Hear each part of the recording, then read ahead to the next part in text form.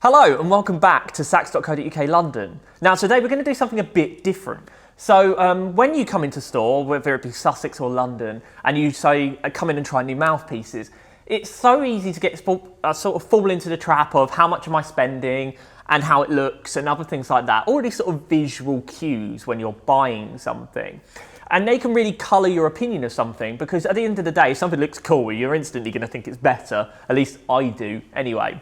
So I think what we're going to do today is we're going to do a blindfold challenge. So what I've done is I have picked 6 different slant style tenor mouthpieces out today. Now, the fabulous Jim Cheek is going to come and play them, and he has no idea what I've picked out for him at the moment. All he knows is it's a slant style mouthpiece. So the 6 I've picked out are the Marmaduke, which is this guy right here. We have got the Drake, son of Slant. We have got the Retro Revival, True Slant. The Theo Wan, this is the Slant Sig number 2.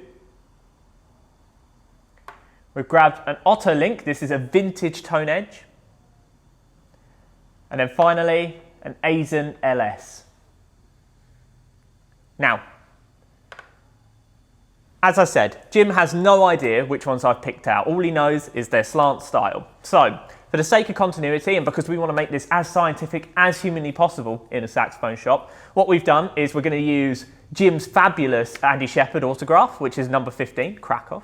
We've also got a Rovner Dark ligature, those are words that I tried to use there. And then we've got the Dario Select Jazz. Now this is a 3-soft filed, and we're going to use the exact same stuff for each one. Now, I think we should get the man himself in, fully blindfolded. This should be quite interesting. It's a proper James Brown entrance, this. Proper diva. He demanded this, honestly. You look like a budget daredevil. This is amazing. Into the saxophones, aren't you? Whoa, where's my sax? Here you go, here's the chair. All right, okay. You got it? This is all too weird for words. All right, how you doing, buddy? Okay. Okay. I'm good. Right. Okay, here we go. Right. Right. Sitting down. Okay. Let me give me your cable. I'll plug you in, son. Plug me in. I'll plug you in. Yeah. Which end have you got? Oh, have you gone? All right. Have I given you the right? I'm not sure if you're giving me the right end. Let me get up. Oh. And we've lost our sign. That wasn't your saxophone. You're all good. We just lost the sign in the making of this. Okay, fantastic. There we go. You're in. You're all plugged in. How you doing, buddy? I'm feeling good, but I'm feeling completely out of control at the moment. Out of control right now. Which is probably the best thing, isn't it? That is much like the sign is completely out of control. Okay. Now they're having a look to see what behind the scenes, which is just the cleaning stuff I've had to use to make sure this is nice and sanitary for myself. Okay. Now, you basically, just to confirm for the camera, you have no idea what you're playing. I have no idea. Which camera am I looking at? Is it okay? It's straight, there we go, that one will do. There we go. Okay. I have no idea. I know they're slant style mouthpieces. I believe you've picked out, is it 6 or 7? 6. Okay, so I can probably take a guess at the kind of mouthpieces that's going to be in this collection, because I know which mouthpieces we sell, but otherwise I have no idea, and hopefully they're in a tip opening that suits me, 7 yes, star I should have said that. Yeah, they're all late tip openings. Oh, perfect. So That's good. nice and consistent throughout the whole thing. Great. Right, so I've got to now decide where we're going to start. And much like the DVUR, I've got to set up your mouthpiece exactly the way you like Yes, it. please. Yes, so I think I'm going to start with this guy Here we go. right here. I'm going to just feel for my sax. I think it's down here somewhere. Oh, There we go. mate, the amount of times I've had to feel for my sax. There we go. Do you know, I've never felt so much pressure setting up a mouthpiece in all my life. I'm surprised you didn't give me a diagram, just to be sure, you know? Yeah, how it's actually done. How it's actually done. I have faith in you, Michael. Good, someone has to. Okay. Right, When you're ready. there we go. I'll pop that on there for you. That's on there loosely. Yeah, on there loosely. Right. Give that a go. Okay. We're basically gonna score them as well. So I've got my phone out nice and professionally here so we can score them. Okay. I think that's clipped in. Right, let's just check that I don't bash this straight into my teeth. You don't want to knock your teeth out, then that would be a video. At least we get some views. All right, got the right amount of cork there. That's good. We're so pedantic, us sax players, aren't we, when we set these things up? I'm not sure if that's just you or sax players, though. You are the talent here, after all. I think it's sax players in general. Okay, so here we go.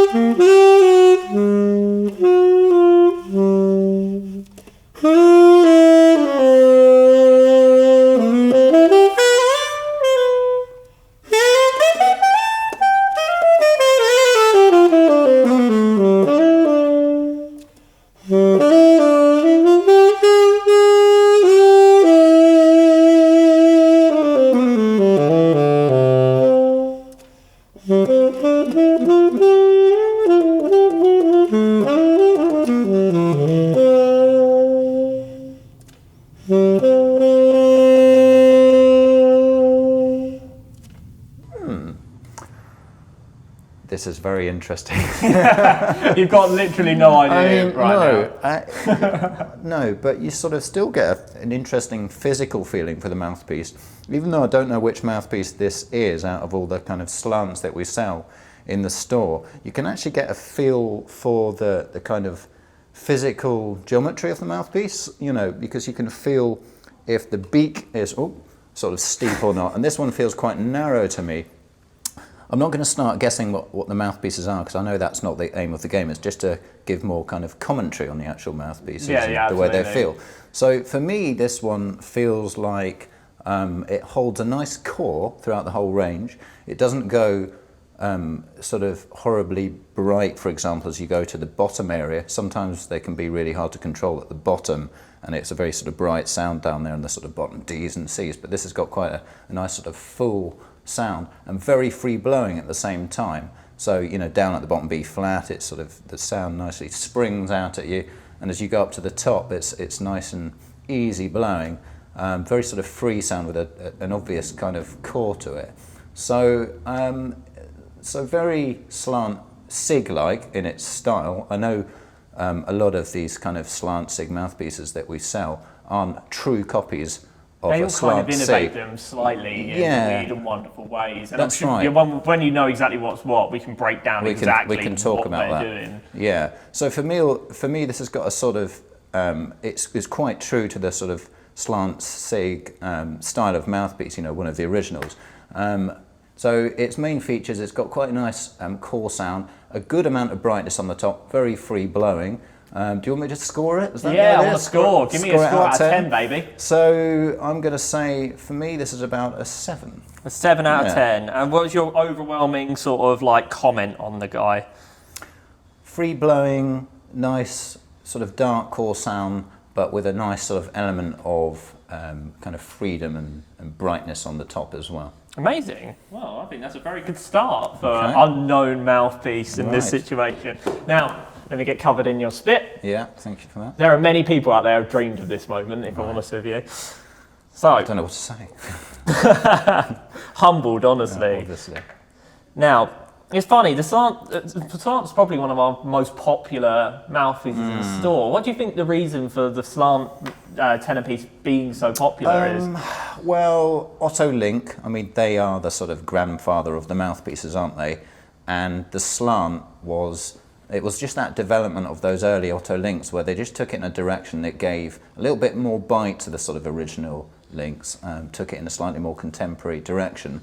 So you've got that sort of, it's that nice combination of the sort of depth and that sort of wonderful kind of full Otto Link sound with just a little bit of edge on top. And tenor players are often looking for that kind of balance between having a nice core and then that sort of ability to be able to push the sound beyond just a sort of, a husky kind of. You just wanted to move warmth. away from that sort of very tubby 40s sort of sound. Exactly. It's just taking it an element beyond that, for the sort of the modern world that we live in and the sort of modern situations that sax players would find themselves in. So I think I felt you're putting a mouthpiece there. Yeah, there's a mouthpiece there for you now. Okay, let's have a go at mouthpiece number 2. Number 2. Okay, just turn that a little bit more. There we go.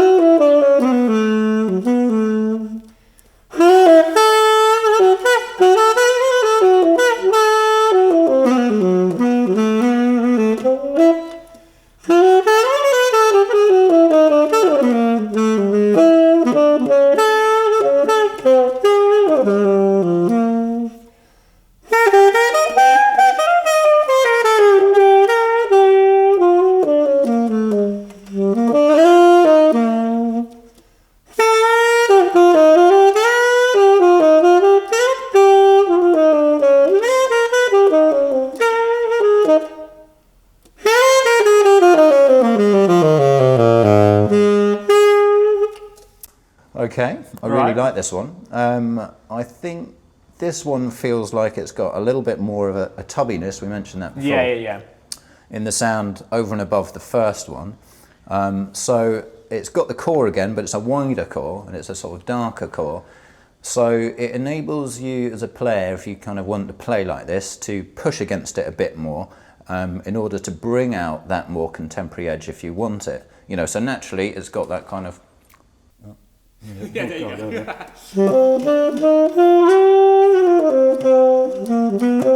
got that if you want it, and then if you want to push it forward a bit more, you have to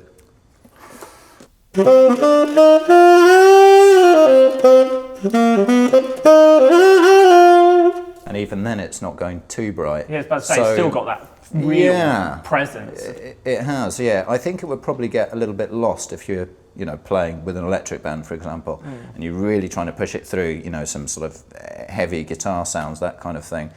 But if you're trying to play in a kind of jazz quartet, solo style, it's a lovely presence of sound. Yeah. So yeah, you can push it, and it goes kind of contemporary, just like a sort of a good slant should. But it mainly sort of errs on the sort of side of that, the tubbier, kind of full-toned traditional Otto-Link sound. And at the same time, it's got that nice fruitiness at the bottom, which I love. It doesn't go thin down there, and it's certainly not thin at the top either. So for me, whatever this mouthpiece is, it sort of feels like it's got a large chamber. So I'd say you've set me up with one of the large chamber pieces here. I couldn't possibly know. I couldn't possibly know. But what are we going to give it? Okay, so I'm going to give this a little bit more. I'm going to give this an 8.5. An 8.5 out of 10. Out of 10. Yeah. Okay, so yeah, give me the tagline. What's the overwhelming feeling? If you could describe it in one sentence, what would it be? Big fat core sound. Yep. Even throughout, a little bit more resistant than the previous mouthpiece. Fantastic. A nice resistance. No, it's a good resistance. It's good to have resistance generally. Yeah. I think if a mouthpiece is a little bit too free blowing, it kind of just the air kind of falls out of it. Yeah, so, it can go overly bright. I mean, when we say resistance, a lot of key players will go, okay, what are we talking about? That sounds like a made-up term. So, what do you mean by what would you mean by resistance anyway? Well, it's the feeling you get as a sax player when you're pushing against something. So, if you take, for example, our experience as playing the recorder when we're 5 or 6 at primary school, we're all given a recorder. And it feels great at that age, no problem, we're all squeaking away on our recorders. But if you're given a recorder now and you play it having just played, an hour session on the saxophone, the sound just whistles through the whole thing and distorts because they are, just so ridiculously free to play that you can't actually get a grip on the sound. That's kind of my take on something that has very little resistance. So when you've got something that you can push against, it enables the sax player to use a really good airstream, and therefore a great sound is born out of a good solid airstream. Whereas if the air just kind of flies through the setup and starts breaking up and cracking, for example, because you've got too much of a strong support, then the end result is not such a good one. So everyone has different abilities to push a strong air current through the sax, and you need to find a mouthpiece that matches up with that. Yeah, absolutely. So you need to find the sort of right resistance of mouthpiece that works for you and the style of play that you produce. Yeah, well, that's exactly it, and that's what part of the journey of coming into store is all about. It's about just coming in, trying 4, 5, 6 different mouthpieces and see what works for you. Exactly. Because it's just such a personal experience. Such a personal thing. Now, I've given you a new mouthpiece. Just be careful of your sling, because you're about to crack into your microphone on your t-shirt. All right, okay. There we go. Is that good? You're all good. All right, so here we go. Mouthpiece number 3. There we go. Right.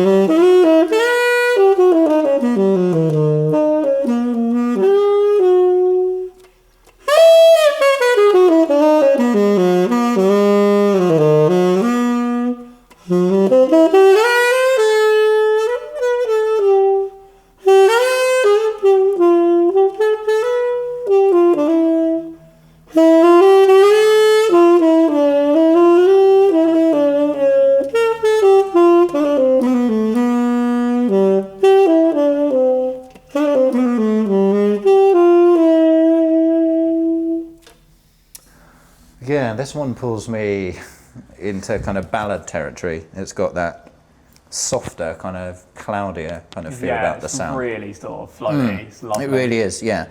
And it's funny, I've always said this when you play gear, that you start playing on a setup and it inspires you to move in a certain direction. Yeah. I don't really feel like playing in a kind of contemporary pop kind of style with this mouthpiece because it doesn't pull you in that direction. So your musical brain just gets pulled in that direction. So that's the case with this mouthpiece.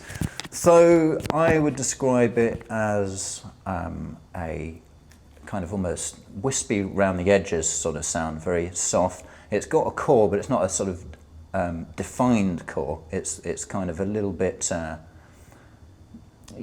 sound's a little bit looser than that in a nice vintagey way, shall we say. Yeah. So it's very pleasant to listen to. I think dynamically it's a little bit more limited, this one. It sort of wants to play, pianissimo up to kind of maybe MF 40 if you really push it, but it doesn't kind of give too much more than that. So for me, it's a lovely mouthpiece. It's not exactly what I would go for. So I'm going to rate this one 6 out of 10. It's a 6 out of 10, this guy. Yeah, and then you're going to ask me for its overriding quality. Yeah, give me a sentence. Okay, so I would say kind of Ben Webster-y-esque. You're Webster-esque. Wispy around the edges, very pleasant, dark sound. Just a bit too dark for you. Just a little bit too dark with not quite enough variation at the brighter and kind of contemporary end, shall we say. So up top. Okay, amazing. Fair enough. Right. So you mentioned darkness and other things like that. Okay, I'm flying all of these sort of go-to FAQ questions at you now. Okay. So bright versus dark. What are we looking for? You mean, how would I describe Yeah, the how two would of you them? describe them? Yeah, because I'd probably describe it differently to the way you would describe See, it. I think everyone describes it differently, don't they? Yeah, they do, And absolutely. But I think everyone innately understands what you're talking about when you say bright and dark, but then often it's hard to put into words what you mean by bright and dark. I think technically we're talking about overtones, harmonics. So in a bright sound, a sound engineer will sort of talk with this language. Yep. You've got all the highs turned up, it's sort of 2000 K if you're going to be technical, and above. Oh, I love it when you get technical, Jim. So those hertz are peaking. Yep. And then on the dark sound, it's all about the bass, so you're sort of suppressing the highs on a dark sound. So that's sort of bright versus dark. So I suppose your average sax player is going to be looking for a nice sort of harmonic balance of kind of everything, like isn't it? the Dark baby through to bear bright. of the mouthpiece. It's a bit of it's just right, is what most people are looking for. That's it. You want that kind of curve. I'm sure there's this perfect sort of graphic EQ curve that you can draw. I'm not quite sure what it looks like, but it has a bit of bass all the way through to the treble. I mean, it's almost certainly covered in a blog that our fabulous colleague Yeah, George did actually on our website. So okay. it's well worth having a look Yes, at that I for must sort of read that. mixing stuff. Must read that. Thank Yeah. So we've got now mouthpiece Mouthpiece number 4. Okay, just checking out something properly. You've done your job properly there. Yes, your assistant has done good. Thank you. It's cutthroat in here. I'll get a sack otherwise. You will. Okay, here we go.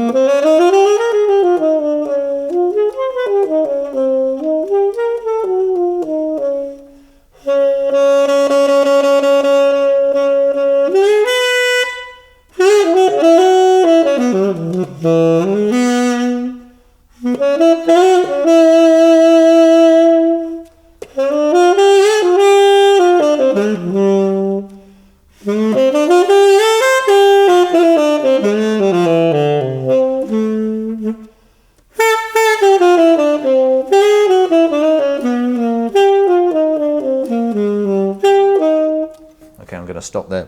Oh, I've stopped slightly short of the other ones where I tested them for a bit longer. I'm struggling a little bit more with this one. Okay. You might have heard initially I was just trying to get the reed going a little bit more, like it wasn't quite responding fully to me, and on those initial notes that I played. yeah.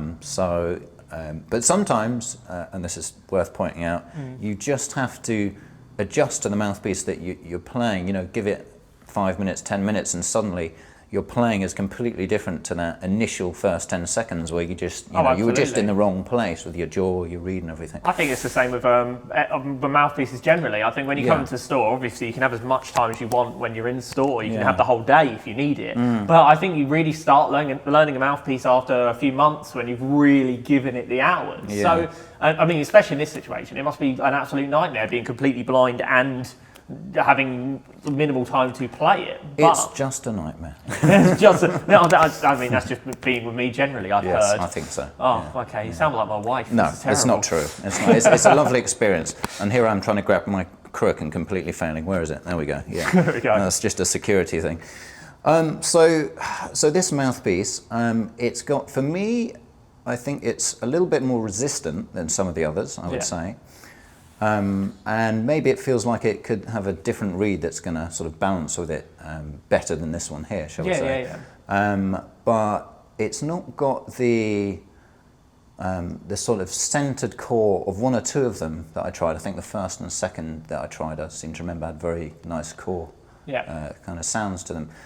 This one's a little bit more spread. Even though it's got a nice depth, it's got a certain kind of crackle and brightness on the top, which is why I was trying to play some more kind of bluesy, kind of contemporary licks, because I thought it might push in that direction, which it does. So it does that reasonably well. So I think it's got a certain amount of kind of baffle in there, giving it a little bit more edge. So I describe this as a sort of full sound, a bit more resistant, but with a kind of contemporary edge. For me, it's just, it's not the perfect blend of things. It's just kind of missing the mark slightly at the moment, might be a reed thing. So I'm going to give this one a 5 out of 10 for me. 5 out of 10. Okay, fantastic. Oh. Now, would you describe yourself more as a contemporary player or as a sort of old school sort of jazz head? If you were listening to you, because I'm sure our viewers who have watched you over many, many years have seen you do many, many different styles, going from the sort of videos we're doing now all the way through to the covers and stuff. What do you sort of enjoy doing most as a player? Yeah, well, that's a good question. I mean, I'll give everything a try, but I think at heart I'm a little bit more of a kind of a pop groove feel kind of player. You know, I've got jazz chops, but that's just from kind of hard grafting away, and I try and sort of entail those jazz chops into my my kind of more pop groove type playing. But I tend to find that in these situations I end up going a bit more in a jazzy direction, because I think that within those sort of jazzy lines you can be a little bit more creative and expressive, and you can show the sort of dynamic range a little bit more. Perhaps when you're just playing in a sort of solo style, it's maybe a little bit more interesting for the listener. But yeah, when I'm playing in most of my sort of natural settings, it tends to be a little bit more of a kind of pop funky type thing that you get from me. Yeah, do you like taking the centre stage, or do you prefer like sort of sitting really? in the back? I'm quite happy sitting at the back. I'll take a solo if need be. Yeah, definitely. So I love that. Yeah. Fantastic. Right, we've got mouthpiece number 5. Mouthpiece number 5. Now ready Here we for you go. to give a whirl. All right. Okay. Oh.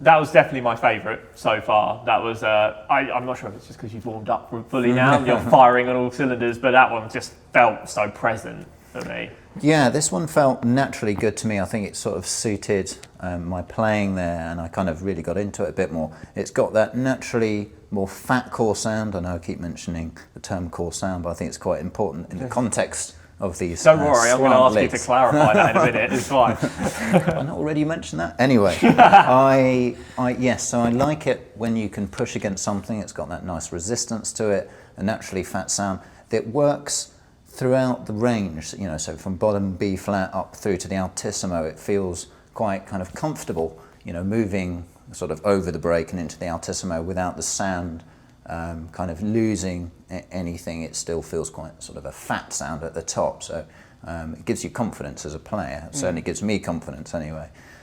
So I'm sort of naturally inclined to this one a little bit more. So it has that feeling of weight, a sort of heavier core sound, but at the same time it's quite a big sound. It feels like another large chamber mouthpiece. I feel that you can still push the sound and get a big dynamic at the same time with a little bit of a contemporary edge. So for me it's got a nice kind of balance of all these elements. So I'm going to score this one 8 out of 10. So this is an 8 out of 10 mouthpiece. That's very exciting. That's a high score. That is a high score. So give me the tagline. What would you describe this in one sentence? What would you say? Big, full, fat, dark core sound with a contemporary presence. Sound with contemp presence. Fantastic. Okay. Pre-science is the way my phone wanted to do the autocorrect there. Quite interesting. Okay. I'm not sure if that's it's going on your phone. I know. I like all the mod technology cons in slants.co.uk, my friend. Yeah. Now, so I mean, there's core, presence, dark, light, all these sorts of stuff. It can get a bit jargony sometimes for the new player. And so if you could just give like one bit of advice for anyone that was like choosing mouthpieces, what would you say to someone that was just like clearly overwhelmed by everything? Well, first of all, you have to have a good idea of the sound that you want to go for in your head. So I would say for anyone who's more at the sort of beginner level, do some listening first.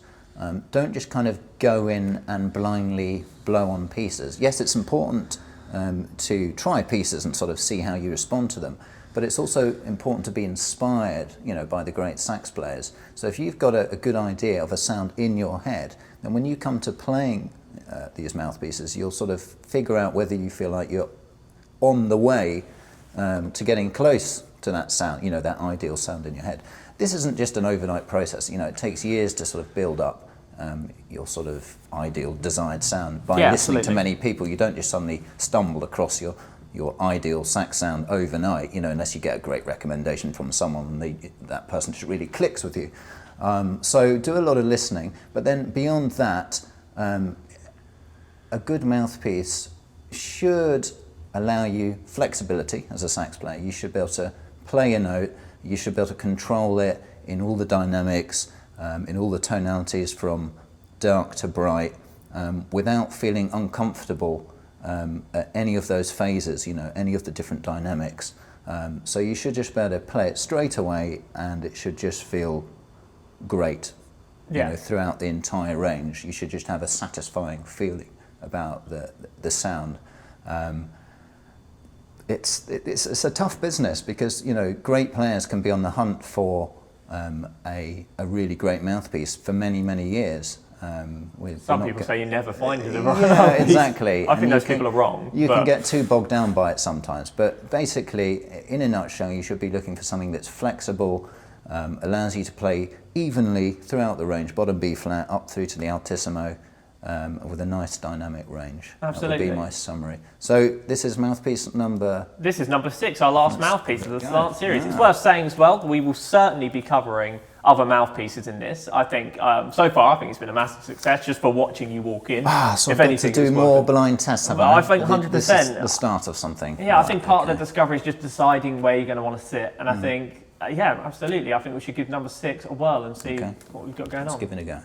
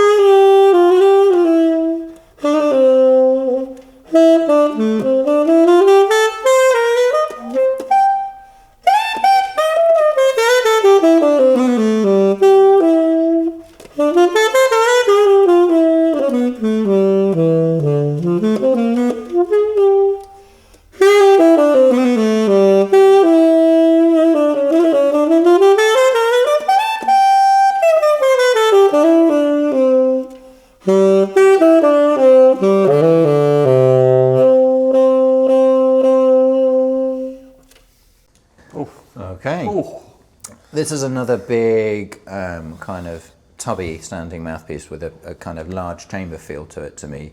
So it's got a naturally lovely sound that you just want to push against again. I was really trying to get it to go a little bit more contemporary, and I felt that it didn't quite do that. It just retained that lovely big juiciness and sound. And you can sort of hear there on that final D, when I was sort of fading away, you can kind of hear the airiness in it, which is really lovely, if you're looking for that kind of big fat sort sound. Of fuzzy sound, yeah. So it's definitely got that, and then it holds that that kind of big warmth and fuzziness right down to the bottom as well. When you play with a full tone as opposed to just a subtone. Yeah. Which is great. And I kind of slightly cracked my altissimo a few times there. I love cracked altissimo. I love it so much. I just wasn't concentrating properly, obviously, and when I finally went for it, I realised it does actually work quite well up there. It was more of a user error, really. So the D Jim cheat. You don't make user errors. It's merely artistic choice. Yes, I do. So overall, it's a lovely sound. It's that whole thing of it has a nice even sound throughout the whole range. It doesn't go thin at one particular area, and there's a quality sound in another area. It's not that. It's nice and even throughout, which I love. So I reckon if I played on this for another 10 minutes or so, I'd really start getting into that fatness a bit more, and I'd find, even more of that kind of fullness that it naturally offers. So I'm liking this mouthpiece. I'm rating a lot of them in the same kind of scale, aren't I? Well, if you do, I will make you go to decimal points here, mate. Go on, give it to me. So I think I've had maybe an 8 or a couple of 8s. You've had a couple of 8s so far. Yeah, I maybe rate this one just behind the 8. Let's give it a 7.7. 7 point. I love it. I love it so much. 7.7. 7.7 out of 10. Give me the tagline. So even throughout. Okay, yeah. So a nice kind of warm resistance, even throughout. Big fat broad core sound. Broad and core sound, and that's all of them, my man. That means you can remove your mask at this point. This is the bit that frightens me the most, because I've been sat here now for half an hour in complete darkness. Hello, viewers. Hello, Michael. Hello, you lovely people. Oh, dearie me. Okay. Right, so these are the mouthpieces you've been trying. I wonder if I'd do it all better without the blindfold. We do not have the time. Some of us want to go home. Do we use this sense whilst we're playing? That's another topic altogether, isn't it? Yeah, next one is going to be blindfold versus no blindfold. Exactly. Should we all be blindfolded? Exactly. I think it depends. Playing the saxophone, maybe. Driving a car, definitely not. Definitely not. Yeah, driving a train, I don't know. We'd have to find out. Yeah. Right, so I think now we should go through. I mean, these are the mouthpieces I gave you. So you had a Marmaduke, you had a Son of Slant Drake, you had a True Slant Retro Revival, a Slant Sig 2, you had an Otolink, which was the sort of vintage tone edge rather than the normal tone edge, and then you had the Eisen LS. Now, I think we should go through this from worst to best. I think it's worth noting as well straight away that these are not bad by any measure at all. It's just a matter of Jim's personal preference when blind testing it. So what Jim might rate a 6, you might rate a 10. And so on. So the only way to find out would be to try. But in 6th place, what would you think would be in 6th place out of all of these, just off the top of your head? This is a tough one. Let's just have a look. I would say...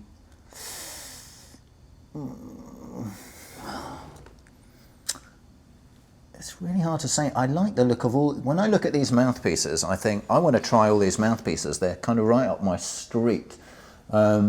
So it's hard to say, really. I would say,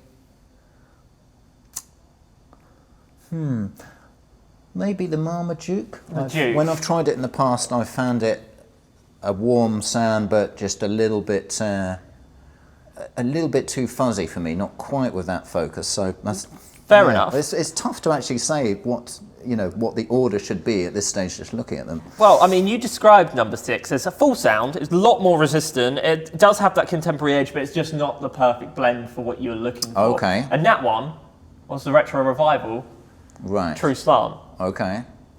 So, Retro Revival are doing a funny thing, aren't they? I mean, obviously it's a Retro Revival piece, but I wouldn't... I mean, even though it says it's a true slant, would you describe it as the sort of truest of the slants out of the ones we're trying here? Well, for me, if that's the one that came out in 6th place, probably the answer is no. No. It's really interesting because it does have a really contemporary edge to it compared to everything else. It was a very, I remember from that description there, it was a very sort of defined sound, and it had a certain amount of edge to it, but just slightly missed the marker in terms of that nice blend that I'm looking for personally. Yeah, it just doesn't quite, for me, when you were playing it, it was kind of doing both worlds, which is great for flexibility-wise, but it wasn't quite doing either of them perfectly well. It was like the smashing of two styles, which, if you're a certain player, that could work very well, but I think as a player, it doesn't quite sit in that fuzziness, doesn't quite have that sort of poppy contemporary edge, and it didn't really, I don't know, it didn't leave an impact with me. I didn't feel myself go, oh. That's right, and it could be a reed thing as well, trying to find the right reed for the right mouthpiece. Maybe it just wasn't perfectly matching up in this example, because I've tried these in the past and I've really loved them, so there you go, more variables to throw into the ring there. There's more variables than variable things. Exactly. Now, 5th place, which you described as Webster-esque, wispy, pleasant, dark, not enough variation up top. Okay. Which was the Drake Son of Slant. Ah, okay. Now, it must be worth noting that this is a large chamber model. I was going to ask, okay, yeah. Well, the large chamber gives you a nice fullness. I mean, I know I've commented a lot on the chamber, guessing what the chamber has been as I've been blowing through these. Yeah. I suppose the danger with a large chamber is that it can take that focus away, so you don't get that sort of defined core. It can go a little bit wispy. So, if the tip opening is quite big and then the chamber's also large, sometimes you can lose that sort of sense of definition. So maybe that is what was occurring with that one. It's kind of like the air has too much space to travel in. Because when you think mouthpieces, it's worth thinking like when you're watering the garden or watering your plants. This is a Theo analogy. This is a Theo analogy. Theo, what a man. So when the water's travelling through the hose, the more space that has to travel, the slower it will travel, and subsequently the less space, the faster it travels. So much goes the same with air for a mouthpiece. So in this example, it's an 8 large, so it's a large chamber and an 8 tip opening, nice and open, so it's got so much space, which is why the bottom end had so much presence. But I think it just didn't quite have the cut on the top. Yeah, which surprises me a little bit, because I've always loved these mouthpieces, but I suppose nothing got below a 6 with my marking system there. No, I mean, these all came out glowing at the end of the day. It was only nuances. It wasn't anything you picked up and went, no. Yeah, exactly. Right. Okay, intriguing. So right in the middle of pack, at number 4, 6 by 4. Yeah, that's maths. Very good. Maths, I'm a music student. I only learnt to count to 4, and that was in one hand.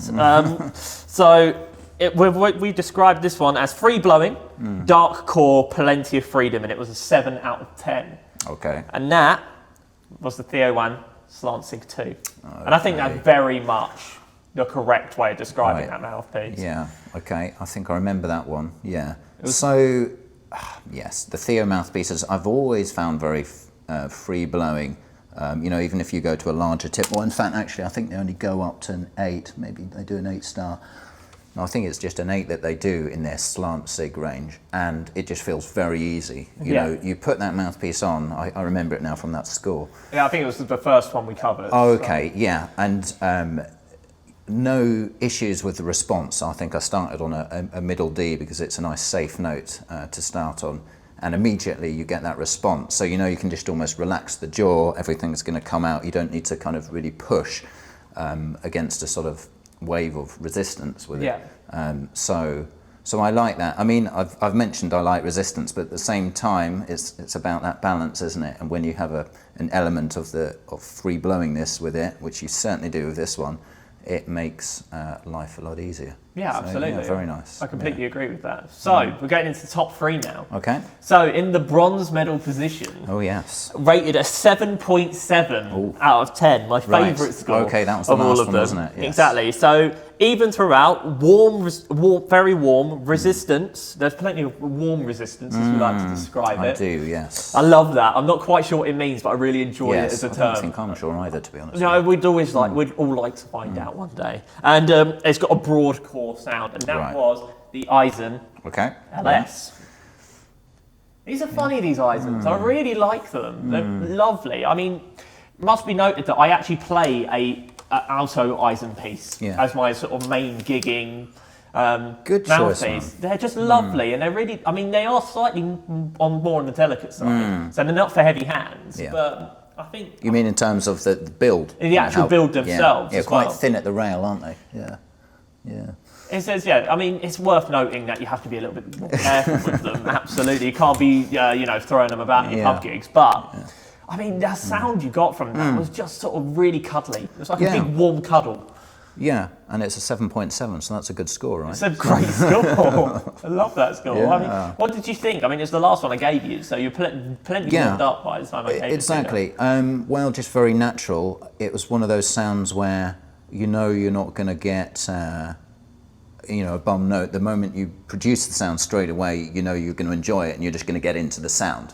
Yeah. So, that's one of the qualities I look for with a mouthpiece. You don't want to be struggling from the first note, because then you're going to have to try and find the sound, so you're never quite comfortable when you're playing it. Absolutely. Whereas if you play that first note and you get a good sort of physical sensation from it straight away, you're just going to enjoy the ride and you're just in safe hands. So that was one of those for me. Yeah, it's as I say, it's like a really comfortable playing thing. It sounded amazing as well. Cool. Now, here we go. So okay. Silver place position. So we got the Marmaduke and the Autolink left. Yes. The Marmaduke, which we'd like to say you thought was going to be number 6, has currently made it into the top 2. Which is interesting. The moment you put a blindfold on, all of those mini prejudices you might have just disappear straight away. It's absolutely insane. Yeah. Now, you rated this one an 8 out of 10. Big, full, fat, dark core sound. It's got a contemporary presence in there as well. Okay. So kind of what we were talking about with the retro, but maybe a little bit more full on. And that was the Marmaduke. Right, okay. Which is that guy right there. Now these, I've got a medium-large chamber. Or this model has a medium-large chamber. And I think you definitely felt that when you were playing it. Well, it's a good balance, isn't it? We've talked about chambers a little bit here. If the chamber's large, then great, you're going to get a nice big fat full sound. But you might be lacking a little bit of the definition. So if you go medium, then you're going to get the definition. So medium large seems like the obvious compromise, doesn't it? It really does. Perhaps we had that with this. It's obvious when you say it, really. Yeah. So there we go. Exactly. Interesting. Okay. It's really interesting because number 1, which was rated an 8.5 out of 10, big fat core sound, even, resistant. Yeah. Your favourite out of these 6 was the vintage Tone Edge Autolink. Well, there you go. Well, I'm delighted because it is, well, just in terms of monetary value, shall we say, it's one of the sort of less expensive mouthpieces out of that lot, and it's probably one of the sort of less kind of headline mouthpieces out of this lot here, particularly some of the newer brands we've taken on board recently, like Retro Revival. But sometimes it just goes to show a good old-fashioned Autolink, not trying to be anything fancy, does exactly what it says on the box, on the tin, exactly, yeah. I mean, we should point out that this mouthpiece isn't just a standard tone edge. This is a sort of more advanced version of it. You can see that they're trying to go for the slant thing here by writing Autolink at a slant, so signifying slant. Quite literally, signifying the slant. But I've always liked these mouthpieces, and I think what they're trying to do is take the sort of standard tone edge, which we all know as sort of advancing students, it's the sort of go-to upgrade mouthpiece. Absolutely. And they've given it a little bit more boost, so there's a little bit more baffle inside here, which just gives that, it focuses the sound a little bit more, but it's still got that kind of nice medium-large chamber to give you that depth of sound. So it's just a nice balance of all the elements.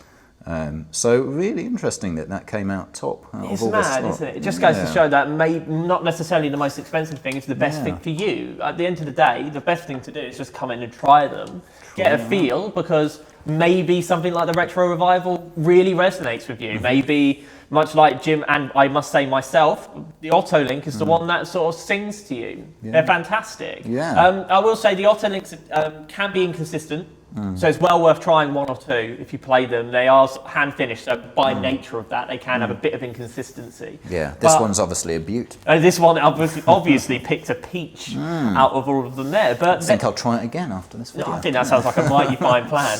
Well, I think that's it, really. I think that wraps up this first blindfold challenge, folks. Look at us go. We managed to get through it and we've not broken anything except this sign, which is fine. So I think we should probably close things out how we started and put the blindfold back on and call it a wrap. Exactly, call it a wrap. But before you Very go, much. just make sure that you like, share and subscribe, because we want all of the like, shares and subscribes as possible so we can keep making fantastic videos for you. Do, as I say, share it with your friends and ultimately come in and see us in store, because at the moment Jim can't say anything, so I feel like it's only fair that you come in and see and have a feel and have a play and ultimately come see us. So until next time, see you later.